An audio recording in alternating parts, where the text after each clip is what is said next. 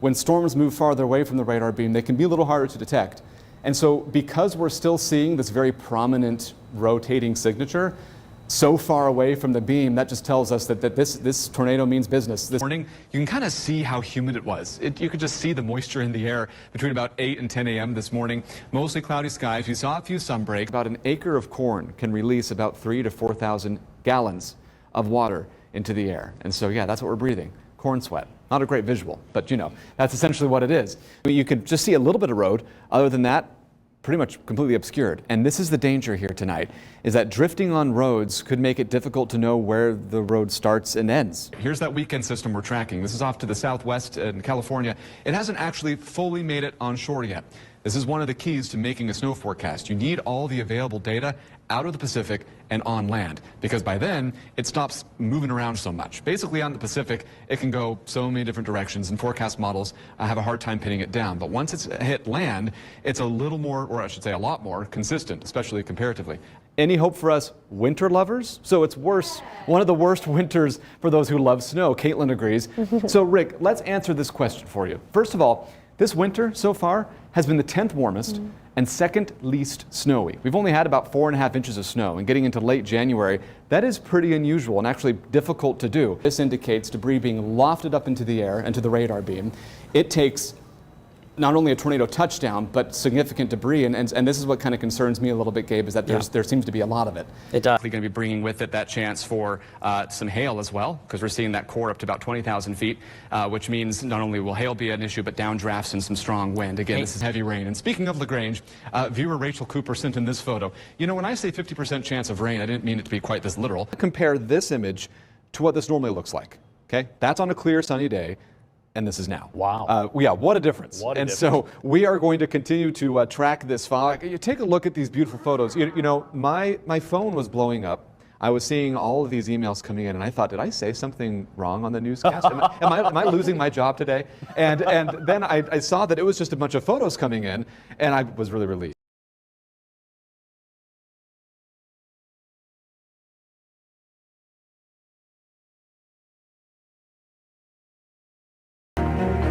In late March, just outside of Iceland's capital city of Reykjavik, a volcano by the name of Gelgingadalir came to life after a 6,000-year slumber, belching lava and smoke thousands of feet into the air. It was quite the spectacle. Wind is also a natural resource that can be converted to electricity through something called a wind turbine. Look how huge these things are. The wind spins these giant blades that in turn spin a generator, which will then create electricity. Warmer air is lighter, or high pressure, and you find that at land. On the water, though, it's a little colder, it's a little more dense, and therefore you usually see low pressure.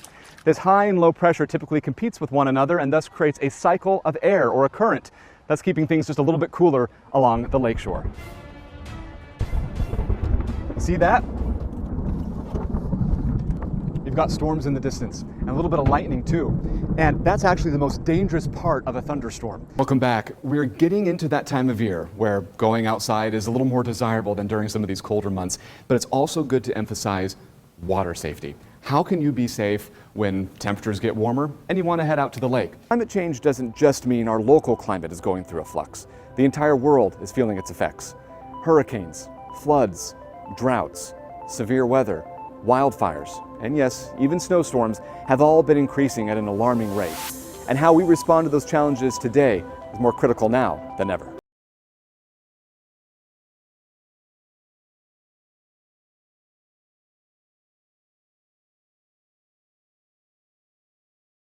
Into the studio. Or maybe I'm just obsessed. I was thinking about, when I was 5 or 6, and what would 5 or 6-year-old Matt do?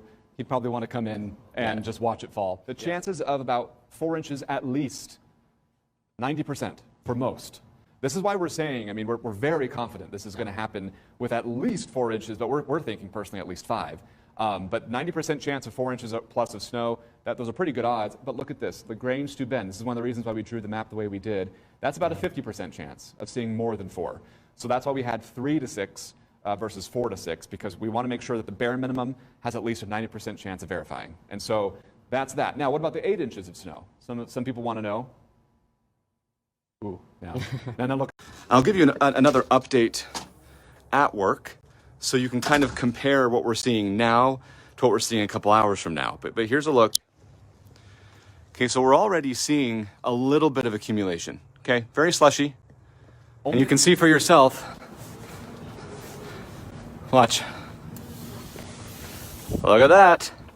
Here we go. Now we're on the city's west side. These are the first flakes of the storm. All right, some of you have questions about wind. Wind is going to be strong at times, 20 to 30 miles per hour. So this is going to be a very wet snow. Maybe not initially. It seems fairly dry right now. In fact, look at this. Look how we easily have like an inch and a half. And remember, I was out here not long ago, about 2 hours ago, and there was nothing. The roads are just completely snow covered. And I want to take you to the travel advisory map. Okay, again, we've got travel advisories, Kosciuszko, Wabash, Grant, Blackford, Jay. Do you remember when I kind of dug out a little spot here? I was showing you how deep it was. I don't even know where that spot is anymore. It's completely snow covered. I walked over here not too long ago here on the sidewalk. There's the building. And of course, my tracks are completely gone. Again, if you can send me a picture of like a ruler in the snow on a flat surface, that'd be really helpful.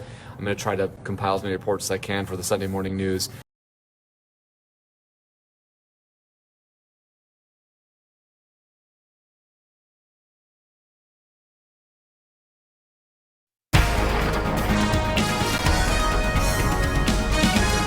I'm sure this is just the beginning of several photos we'll be getting tonight, but Mary Carney sent in this photo from South Whitley of low visibility. She says that she could barely see the tree line, and I bet you right now it's probably impossible to see. It's only going to get worse here over the next several hours. So thanks, Mary, for sending this photo in. Be sure to send in your photos. My Facebook wall, Matt Leach, ABC 21 Weather, Twitter, WXMatt1, or email mleach@WPTA21.com. I'm looking at all of these feverishly through the evening. We've got pictures, reports that are coming in. I'll be updating, of course, very frequently there. In fact, tonight after the newscast, we'll have several Facebook Live updates, both on my Facebook page, Matt Leach, ABC 21 Weather, and the ABC 21 WPTA Facebook page. They're going to be different style Facebook Lives. The ABC 21 will be done in studio. We'll have a lot of the computer graphic equipment. The ones on my page will mostly be outside, kind of wandering around in the snow. And Brian's agreed to come retrieve me if I get stuck in one of the drifts. We're on standby, Matt. We're on standby. So we'll definitely take you on a tour of both outside and inside the studio and give you a look at what we're expecting. So that'll be on social media tonight. Current conditions, don't even need to say it. It's just not good. So if you can stay home, that's the best option. I know that some just don't have that option, but if you can, I would just take it easy. You can hardly see the road right now, and just give it another couple hours. And you know, Gabe mentioned this. This is a phrase that I want to repeat. There could be times, especially on rural roads, where you don't even know where the road is. You don't know where it starts and ends. So that's just another thing to keep in mind. With the drifting snow of potentially a couple feet, that's where it makes it almost impossible to pass through some roads. So just keep that in mind if you plan on traveling out. 13 degrees, north-northeast winds at 13 miles per hour. Visibility actually has slightly improved in Fort Wayne, now at a half a mile, up from about almost a quarter of a mile. Less than a mile though in Kendallville, Huntington at 1 mile, Marion in a mile. All of us are generally at least a mile or less. Storm track radar actually tells me why we're seeing better visibility. The heavier snow band has moved northward, but look, we've got another one, that darker color, darker shade in our southern counties. We'll be bringing in some heavier snowfall rates, and we're not done. There's a lot of heavy snow left to go. This dry slot will likely move through Cincinnati and north and eastward. I expect plenty of snow locally. And you can see this is a huge storm. This is what brought almost a foot of snow to the Seattle area just a few days ago. So the winter storm warning is over the entire state of Indiana. That continues through early Tuesday. It also covers most of Ohio too. And future track shows heavy snow likely through the overnight hours, not letting up until about 1 to 2 a.m. So we are expecting heavy snow to be the norm here until about midnight, perhaps just a little bit later than that. This is the total snow, not necessarily in addition to what we've had, but we are expecting 7 to 11 inches plus of snow with blowing and drifting, which will make the snow drifts at least a few feet, if not more. We've already had about over a foot snowdrift just outside this door here at the studio, so we're expecting several more. 30-mile-per-hour wind speeds possible. Blizzard-like conditions are possible with whiteouts likely. I don't expect an actual blizzard. We'll talk more about that definition at 6, but I do expect heavy snowfall rates and, again, very poor visibility. And then, before we take a breath of fresh air, we've got another storm system that we're tracking Thursday. This one could bring a little bit more snow to the area, and some forecast models show a lot more snow. Others show just a few inches. I think at this point we'd rather probably not see it ever again. But Thursday into early Friday, there's the potential we could see several more inches. So we're not going to be done after this storm system leaves.